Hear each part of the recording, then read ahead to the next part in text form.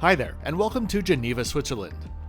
I just landed on a Swiss flight from London Heathrow, and am now likely the only person in the airport transiting to another flight at this hour, specifically to a Brussels Airlines flight to, I'll give you one guess.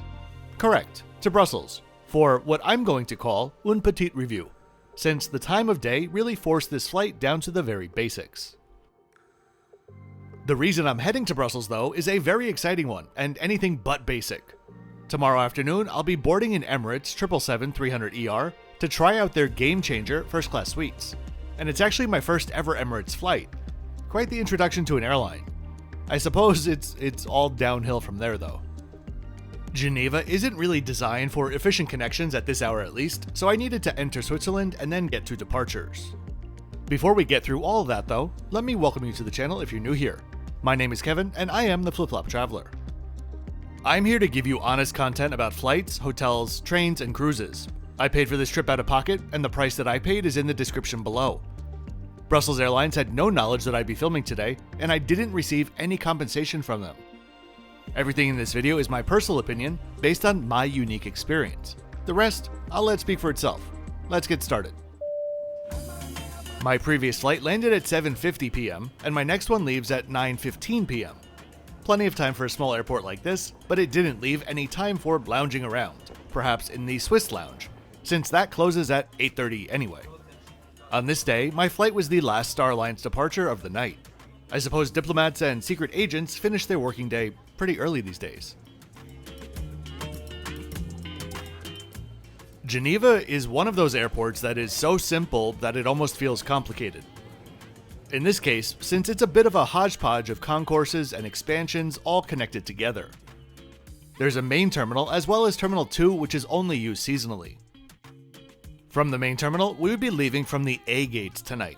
All Schengen area flights leave from the A gates and part of the D gates. There's not enough time today to get into a Brussels Airlines full history, the history that relates to their predecessor Sabena at least. So let's quickly touch on their modern bits. Following Sabena's bankruptcy in 2001, SN Brussels Airlines was formed. Some years later, in 2007, they merged with Virgin Express and dropped the SN to simply become Brussels Airlines. As seems to be the case with half the airlines in Europe, Lufthansa began acquiring Brussels Airlines in 2009, initially with a 45% stake. That same year, Brussels Airlines joined Star Alliance. By 2017, the airline was fully owned by Lufthansa Group. Brussels Airlines has continued Sabena's legacy of connecting Europe with much of Africa, which impressively makes up over 20% of their destinations served. They currently have a total of 44 aircraft in their fleet, with a total of 5 more on order. With those aircraft, they fly to a total of 94 international destinations, 19 of which are in Africa.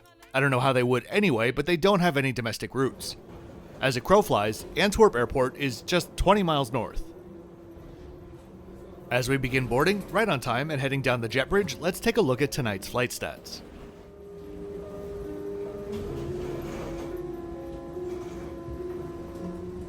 Stepping on board our 19-year-old A319, I was greeted by the crew and headed to my seat for tonight, 2 Alpha. Generally, if I think there's a decent chance of having no one sit next to me, I would rather sit in a non-bulkhead seat for these short economy flights, since I prefer to keep my bag with me. Or I should say economy seat flights. This is in fact business class, European business class, where the center seat is blocked off so that you have extra room. While the legroom here is tighter than most for sure, I generally don't mind Euro business class since you're just trading off legroom for elbow room. That said, these seats really are not comfortable. They're used in various aircraft across the Lufthansa fleet, and I've shown them to you on board Edelweiss and Swiss. But on this aircraft today, they just feel like an old bus in Saigon. With little to no padding, you can just feel the frame of the seat.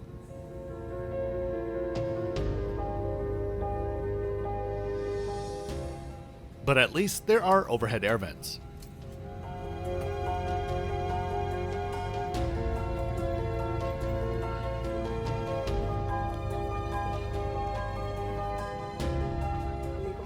I'm sure it's a bit of Belgian humor, or at least I hope it is, but the suggestion to use your sick bag as wrapping paper, quote, should you have forgotten to wrap the presents for your loved ones, unquote, really does take recycling one step too far for me. On short flights like this, business class receives a small meal and economy has a buy-on-board menu. Okay, let's get this show on the road. We pushed back as they performed the safety demonstration and made a quick getaway.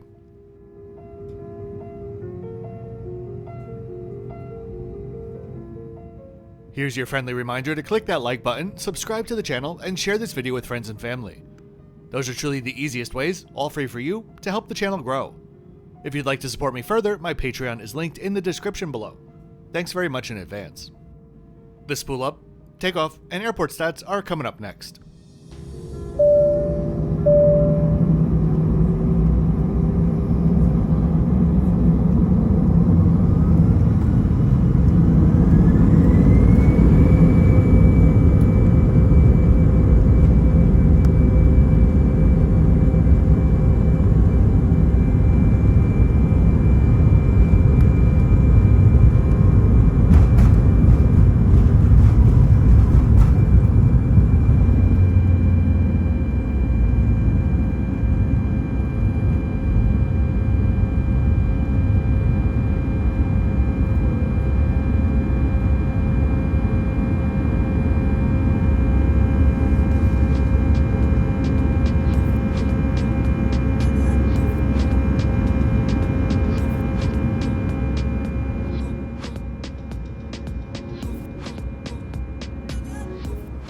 What felt like 8 seconds after the seatbelt sign came off, my food was served.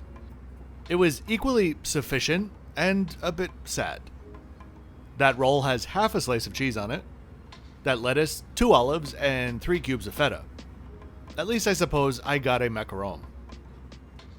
Maybe next time I'll order the vegetarian option, since my bulkhead neighbor's food looked a little bit better, and she didn't even touch it.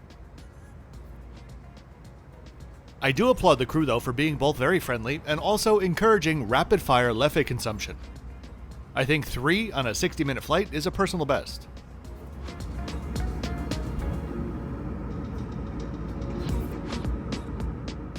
After we flew over what is surely a charming French village, I had a look at the restroom on board, which was very basic and very clean.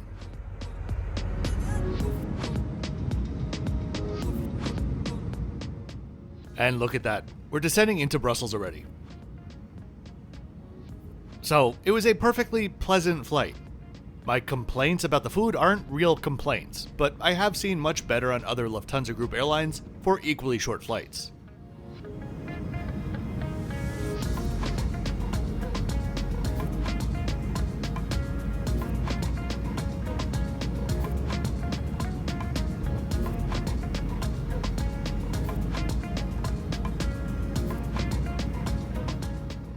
If you head down to the description, you'll find my next 5 videos to come out, as well as other bits and pieces like the soundtrack titles featured in this video. On your way down there, don't forget to subscribe. I release full-length videos every Thursday and Saturday.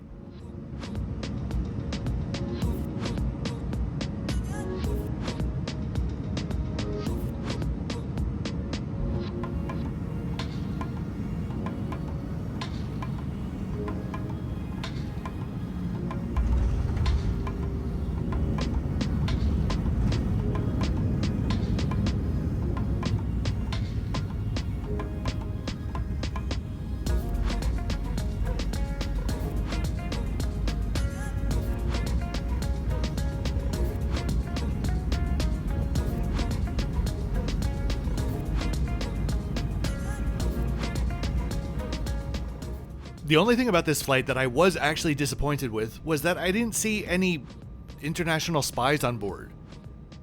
I figured Geneva to Brussels must be their daily commute. It's like the European power couple of airports. Maybe they're all required to take the train these days.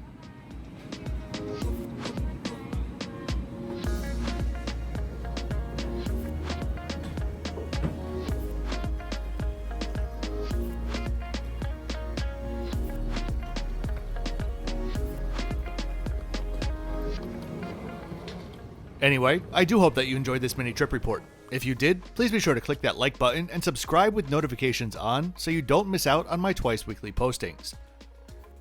I'll see you next time from the Fiesta Americana Condesa Resort in Cancun. Oh, and as always, thanks for watching until the end.